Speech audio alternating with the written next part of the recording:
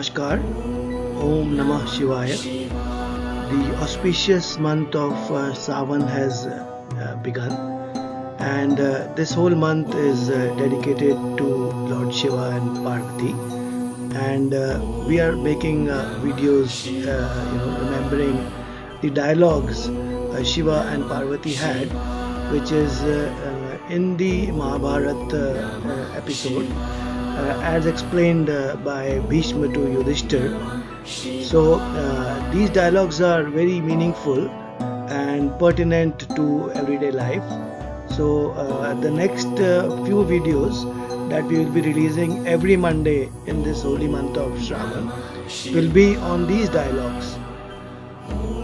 This is the first video. So Shiva and Parvati's dialogue, they are not mythology.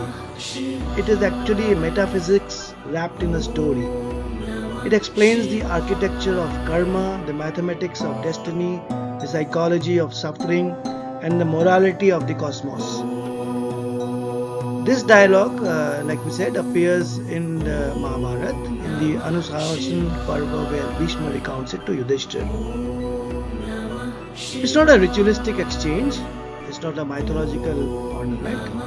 Like I said, it's a metaphysical debate on the nature of karma, justice, suffering, and cosmic balance. In this dialogue, Parvati ji will try to, ask some pertinent questions. So Parvati ji represents the emotional absolutism, the human pain, the human confusion, the human longing for fairness, human impatience, human emotional truth. So Parvati ji sees the suffering in the materialistic world and injustice all around and reacts very emotionally, just like any one of us. She wants immediate fairness. She wants karma to act instantly. She wants the universe to be simple. She expects cosmic justice to behave just like human justice that we see, in the courts. So this is exactly what us humans, think when we look around and see that there is suffering all around, there is injustice, and these questions arise in our mind. In this dialogue, Shiva represents detached cosmic perspective, karmic mathematics. Later in the videos that will follow this, we will have some equations based on these dialogues which will explain the equations of karmic justice and prarabdha and we'll have a clear understanding of what Lord Shiva is wanting to say. So basically he is coming from the platform of detached clarity and spiritual truth. He sees the universe from the vantage point of eternity. He undertakes karma across lifetimes and cosmic ages, but this makes him detached from human pain. So whereas Parvati ji is representing the feelings which are emotional, which are very much felt like us humans, Lord Shiva explains it from a detached viewpoint, and he will explain cosmic laws without acknowledging the suffering part of it, because of course he is beyond this. There are very many questions of Parvati ji which she is raising on behalf of all mankind. And when you hear these questions, you will think that, अरे ये तो मेरे दिमाग में बार-बार आते हैं. What are these questions? So let us see. See, why do people suffer? बार-बार हम ये सोचते हैं. Why do bad people prosper? हम चारों तरफ देखते हैं कि जिसको प्रॉस्पर नहीं करना चाहिए वो प्रॉस्पर कर रहा है, और जिसको करना चाहिए वो नहीं कर रहा है. Why does karma not act immediately? किसी ने अच्छा कर्म किया है उसका फल उसको खराब मिलता है, जिसने खराब कर्म किया है उसका फल इमीडिएटली उसको अच्छा मिल रहा है. ये इनजस्टिस क्यों है? और अगर जस्टिस है भी तो डिलेड क्यों है? जैसे हम कहते हैं, हम सोचते भी हैं कि delayed justice is no justice at all. इतना अनफेयर क्यों है life? Why do tragedies happen without reason? हम समझ नहीं पाते कि ट्रेजेडीज क्यों हो रही हैं। एक अच्छी फैमिली है, उसमें क्यों आती है ट्रेजेडी, जब वो धर्म का पाठ कर रहे हैं, गॉड फियरिंग है, और दूसरी फैमिली है जो सारा कुछ गलत कर रहे हैं पर वो प्रॉस्पर कर रही हैं। Why do our best efforts sometimes fail? जैसे हम कई बार अपने लाइफ में इतना सारा एफर्ट करते हैं किसी चीज़ को पाने के लिए, बट नहीं मिलती। एंड कई बार हम देखते हैं कि किसी बंदे ने बहुत कम एफर्ट किया हो और उसको डिस्प्रोपोर्शनेट सक्सेस मिलती है। तो ये जो पार्वती जी के क्वेश्चंस हैं, ये हमारे दिमाग में एज ह्यूमंस बार बार आते हैं जब हम अपने इर्द गिर्द लोगों को देखते हैं जिनको प्रॉस्पेरिटी मिलनी चाहिए उनको मिल नहीं रही है, जिनको नहीं मिलनी चाहिए उनको मिल रही है, सफरिंग है, इनजस्टिस है। तो ये सारे क्वेश्चंस पार्वती जी हमारे बिहाफ में शिव जी से पूछ रहे हैं, और शिव जी का आंसर बहुत ही प्रोफाउंड है, वो जो हम आपसे शेयर करेंगे। According to Shiv ji, karma is precise but not immediate. हम क्या गलती कर रहे हैं, हम चाह रहे हैं कि कर्मा का जो फल है वो इमीडिएट मिले। This is the greatest misunderstanding humans have about karma, to expect it to behave like a court room verdict. जैसे भाई मुजरिम को सजा इमीडिएटली मिलती है, स्विफ्ट, विजिबल एंड प्रोपोर्शनेट। ये जो कॉस्मिक कर्मा है वो ऐसा नहीं बिहेव करता। So Shiva dismantles this expectation that we have. Karma is not a human legal system. It's a cosmic law that operates across time, circumstances, relationships and inner evolution. So karma की जो unfolding है वो इस तरह से होती है, not a very simplistic unfolding like we expect. The other thing Shiv ji says that suffering जो है कई लोगों को हो रही है उसको हम पनिशमेंट नहीं माने। Shiva explains that suffering is often the fire that purifies gold. अगर सोने को सोना बनना है तो आग से उसको तपना पड़ता है। तो इसी तरह की सफरिंग अगर किसी इंसान में आती है, it removes arrogance, it sharpens empathy, deepens it wisdom and reveals inner strength. Suffering is not a sign of divine displeasure कि भगवान हमसे नाराज हैं इसलिए हमको सफरिंग मिल रही है, ऐसा नहीं है। It's a sign of divine investment. वो इन्वेस्ट कर रहे हैं हमको तैयार करने में। Universe does not punish the good, it prepares them. सो हमें प्रिपेयर कर रहे हैं आगे की जर्नी के लिए।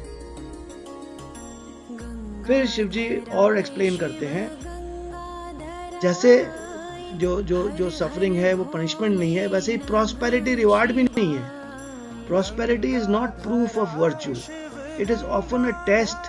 Prosperity is often given to test the person's restraint, generosity, humility, responsibility, wisdom. तो जो हम किसी को देख रहे हैं कि प्रॉस्पर कर रहा है, ये उसका रिवॉर्ड नहीं है, ये उसका टेस्ट हो रहा है। उस टेस्ट में अगर वो खरा नहीं उतरा तो फिर वो उसका अंजाम फिर उसको मिलेगा। Like we said, karma operates across lifetime. So humans see only one lifetime. हमको ये है कि हमको जैसे बुक का एक ही चैप्टर है, उसी चैप्टर में विलियन को सजा मिलनी चाहिए, हीरो को रिवॉर्ड मिलना चाहिए, बट ये पूरी बुक है। तो karma sees all lifetime. Shiva tells Parvati that the soul carries the impressions across births, and what appears unfair in one lifetime is often the balancing of actions from another. So ये across life times की जो balancing है वो कर्मा करेगा। और Karma mechanical नहीं है, intelligent है।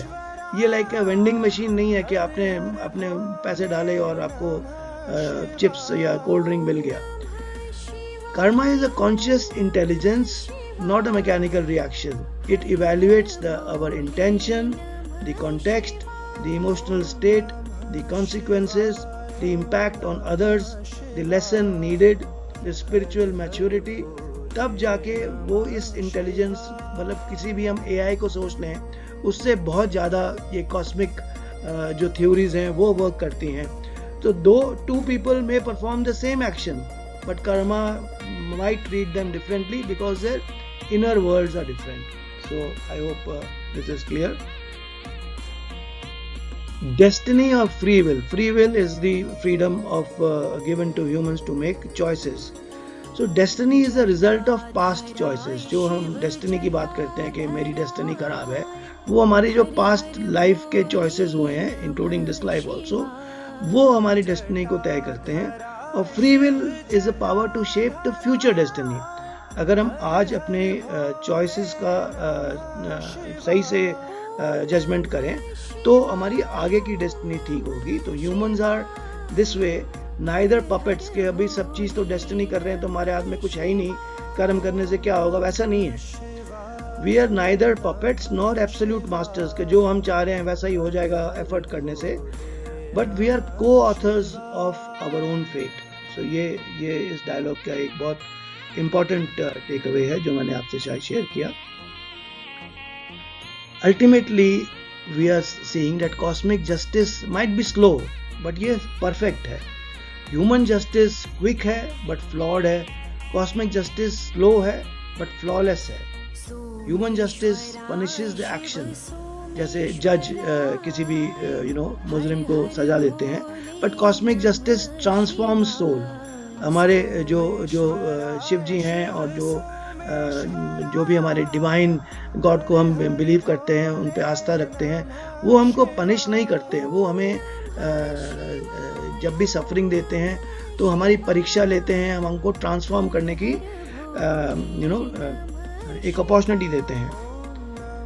Human justice focuses on events. एक ऐसा चीज हुआ उस पर हमें ह्यूमन जस्टिस मिली, but cosmic justice focuses on evolution. जैसे एक लाइफ से दूसरे हमारा एवोल्यूशन एक इस तरह से हो कि हम ज़्यादा से ज़्यादा तैयार हो सकें emotionally, spiritually.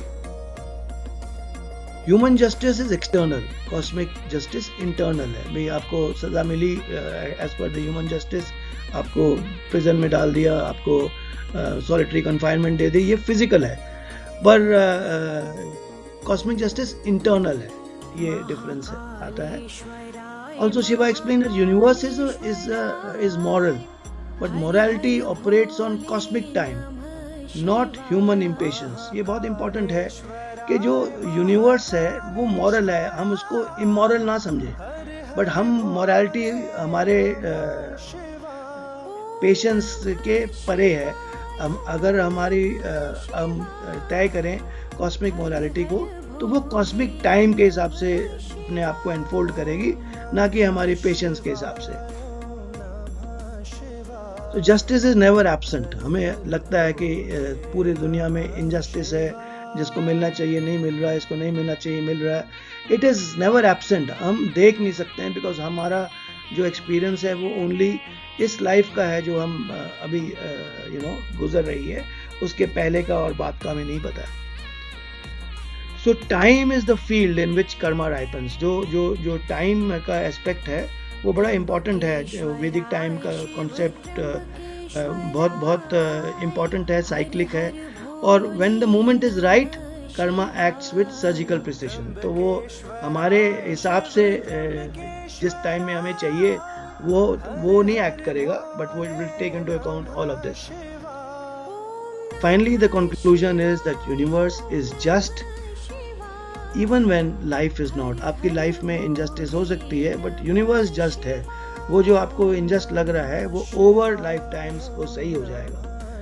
So this is just the first video, and in the videos to follow मैं इस concept को और ज़्यादा लॉजिकल वे से एक्सप्लेन करने की कोशिश करूँगा.